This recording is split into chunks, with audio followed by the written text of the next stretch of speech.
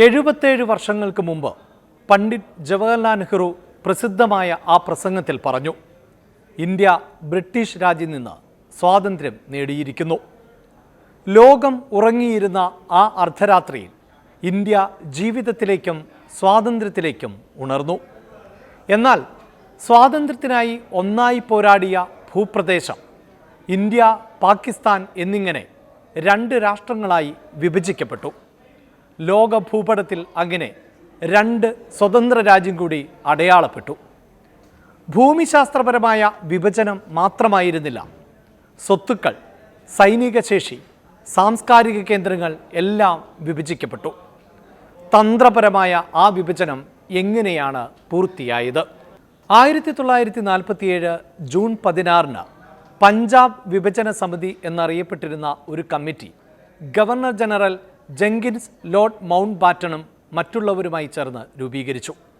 സാമ്പത്തിക വിഭജനം, സേനകളുടെ വിഭജനം, ഭരണപരമായ സേവനങ്ങളുടെ വിഭജനം, ഓഫീസ് ഉപകരണങ്ങൾ എന്നിവ സംബന്ധിച്ചായിരുന്നു ഈ സമിതിയുടെ ചുമതല. പിന്നീട് വിഭജന കൗൺസിൽ എന്ന് പുനർനാമകരണം ചെയ്യപ്പെട്ട ആ കമ്മിറ്റിയിൽ കോൺഗ്രസിനെ പ്രതിനിധീകരിച്ച് സർദാർ വല്ലഭായ് പട്ടേലിനെയും രാജേന്ദ്ര പ്രസാദിനെയും ഉൾപ്പെടുത്തി. അഖിലേന്ത്യാ മുസ്ലിം ലീഗിനെ പ്രതിനിധീകരിച്ചത് ലിയാഖത്ത് അലി ഖാനും അബ്ദുറബ് നിഷ്താനും ആയിരുന്നു. പിന്നീട് നിഷ്താറിന് പകരം മുഹമ്മദ് അലി ജിന്നയെ നിയമിച്ചു. ബ്രിട്ടീഷ് ഇന്ത്യൻ ഭരണകൂടത്തെ വിഭജിക്കാൻ ഈ വിഭജന കൗൺസിലിന് കേവലം 70 ദിവസമേ മുന്നിൽ ഉണ്ടായിരുന്നുള്ളൂ. ഈ ചുരുങ്ങിയ കാലയളവിലാണ് എല്ലാ ആസ്തികളും സാമ്പത്തിക ബാധ്യതകളും വിഭജിക്കപ്പെട്ടത്. വിഭജന കൗൺസിലിന് മുമ്പിൽ ഉണ്ടായിരുന്ന ഏറ്റവും വലിയ പ്രശ്നങ്ങളിൽ ഒന്ന് പ്രതിരോധ സേനയുടെ വിഭജനം ആയിരുന്നു. സൈനിക ആസ്തികളുടെ 2/3 ഭാഗം ഇന്ത്യയിൽ തുടർന്നു. 1/3 പാകിസ്ഥാനും ലഭിച്ചു. റിപ്പോർട്ടുകൾ പ്രകാരം ഏകദേശം 2,60,000 സേനാ അംഗങ്ങൾ ഇന്ത്യയിൽ തുടർന്നു. ഇതിൽ കൂടുതലും ഹിന്ദുക്കളും സിഖുകാരും ആയിരുന്നു.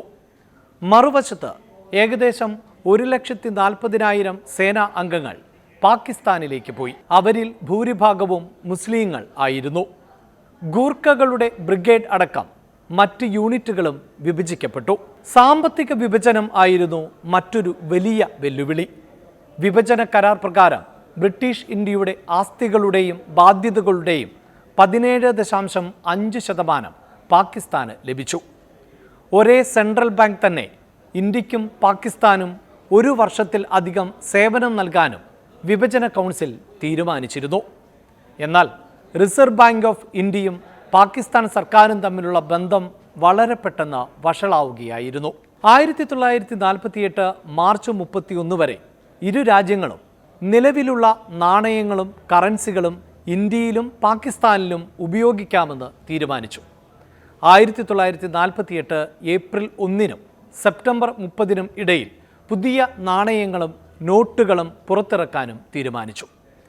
വിഭജനത്തിന് ശേഷം 5 വർഷത്തോളം പാകിസ്ഥാൻ നാണയങ്ങൾ കൽക്കട്ട ഉൾപ്പെടുന്ന ഇന്ത്യയിൽ സ്വതന്ത്രമായി പ്രചരിച്ചിരുന്നു.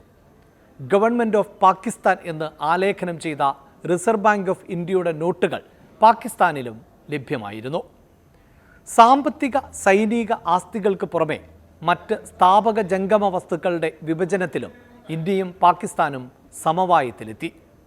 80-20 എന്ന അനുപാതത്തിലായിരുന്നു വിഭജിക്കപ്പെട്ടത്. ഓഫീസ് ഫർണിച്ചറുകൾ, സ്റ്റേഷനറി ഇനങ്ങൾ എന്നിവ ഉൾപ്പെടെയായിരുന്നു ഇത്.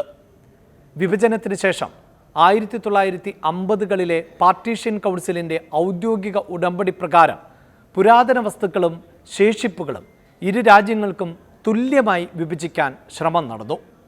അതിന് ഒരു ഉദാഹരണമാണ് ഇന്ത്യയുടെ വൈസ്രോയിയുടെ സ്വർണം പൂശിയ കുതിരവണ്ടി. വിഭജനത്തിന് തൊട്ടുപിന്നാലെ ഇന്ത്യയും പാകിസ്ഥാനും ഈ കുതിരവണ്ടിയിൽ അവകാശവാദം ഉന്നയിച്ചു. പിന്നീട് കോയിൻ ടോസ് വഴിയാണ് ഈ കുതിരവണ്ടിയുടെ ഉടമസ്ഥാവകാശം തീരുമാനിക്കപ്പെട്ടത്. അതിൽ ഇന്ത്യ വിജയിച്ചു.